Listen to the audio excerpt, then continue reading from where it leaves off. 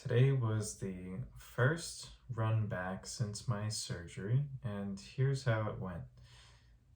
So, I did what I normally would do, except just ran through the whole thing on my trusty Garmin here, and spent almost no time with setup and worrying about like all the fine details. The goal of today was just to get out there and run and see the effects that the surgery had on my body, both from a fitness perspective and from just a residual pain perspective. So I just wanted to test my body out and see if I was ready to start this next training cycle. Obviously, it's getting closer to the end of the year, and I would ideally be in full swing training by January 1st. So what I did today was a quick 4-mile run, and in order to pace myself, I honestly just relied on my Garmin's recommendation for the day. So I wouldn't normally do this, and maybe I could have gone a little bit easier on myself, but as I started my run, or as I started my walk to start the run, the recommendation for today was a 40-minute base run.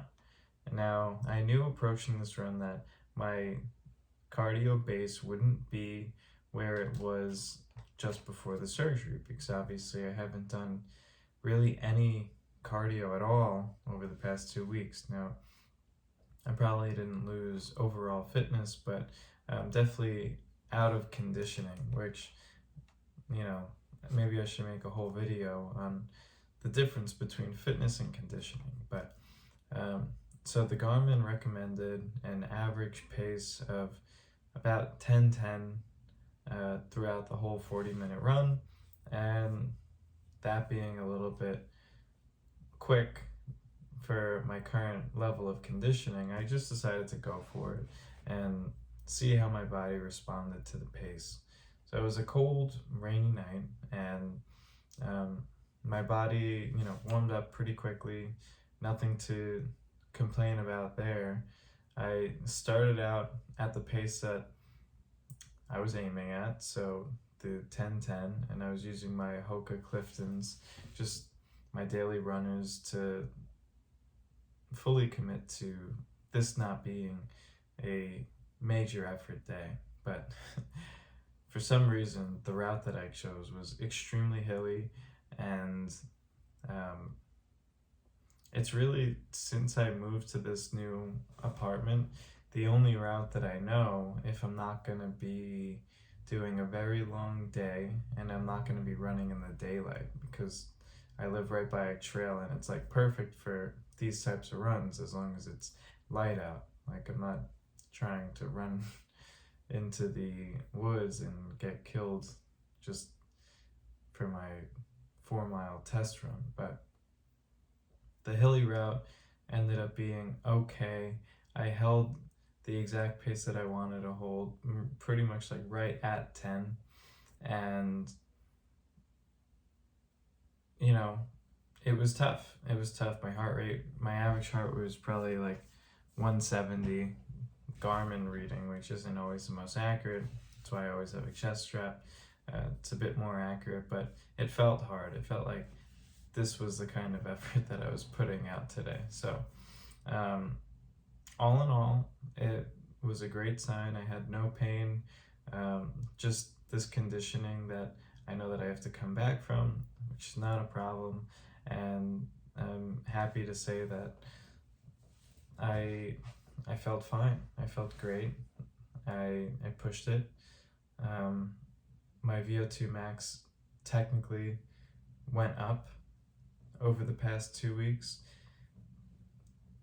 So, like, my running VO2 max has always been a bit lower than my cycling VO2 max. Like 2 weeks ago, it was 46. And then today, for whatever reason, I got a 47 VO2 max reading. So if all the rest actually did help with my VO2 max, and I would expect wants my body to come up to its previous conditioning level, then I will be a bit faster than I was prior to the time off, meaning that the 2 months of training before that was actually fruitful. So all these are good signs, and very happy about that.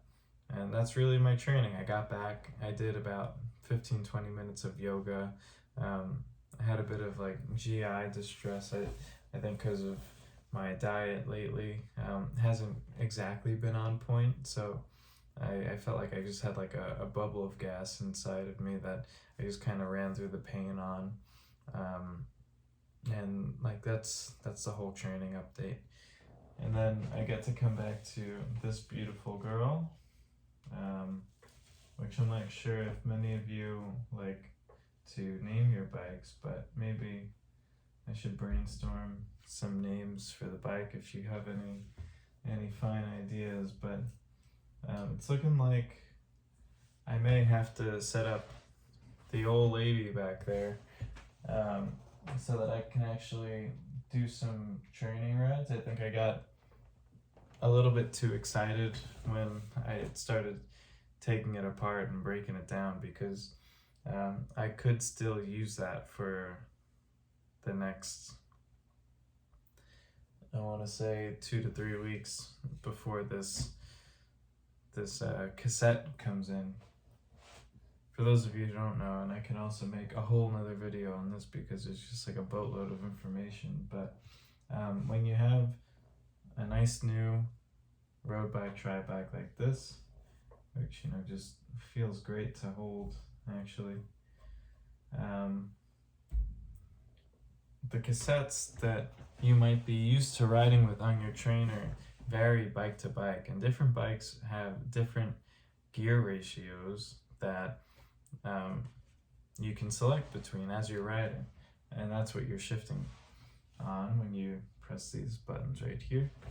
So when you have a trainer, typically you might just start out with a standard trainer cassette. Might not be the exact ratio that your bike is used to shifting on. In this case, with this brand new technology coming from like that old thing, not only is the cassette different in terms of gear ratio, but it's also different in terms of number of speeds that can be accepted on the hub of the trainer. So this is a 12-speed bike. I think the cassette ratio is 11:40 on a Shimano 105 R7100. This thing is like an old 10-speed. I couldn't even tell you the name of the cassette. At the time that I was training on this bike right here, I had almost no knowledge of the concept of specific cassettes that you would ideally want to match the exact cassette of the bike to the trainer that you're training on, so that you can better simulate the power that you'd be putting out on each gear. When I was riding, I wasn't even really cognizant of the fact that the power that I was putting out on the bike, on the trainer, didn't line up with the gears that I was riding on when I was out on the road, and that led to a whole host of other problems. But I don't want this video to get too long and too detailed for no reason, but I think those are perfect topics for another video. Hopefully I remember that this is even a need, and can provide you guys that information, because it really is valuable. It helped me a lot to learn these differences with this bike right here, as I was doing a lot of my research and learning how to make the modifications required to adapt this to my trainer over there. So I think honestly, that'll be a great video for once I do get the cassette and start switching it over, and I can give you all the inside scoop on why you do it, when you may need to do it, the key differences to look out for. Another key difference, this is a through axle hydraulic brake, and that is a quick release rim brake. Very different setup for the trainer.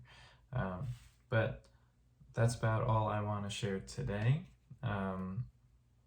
Hopefully you all are getting your miles in, and if you are, then put them in the comments. Let me know what you guys are working on. Let me know what you guys are doing. Like the video, subscribe, and I'll catch y'all next time. Bye.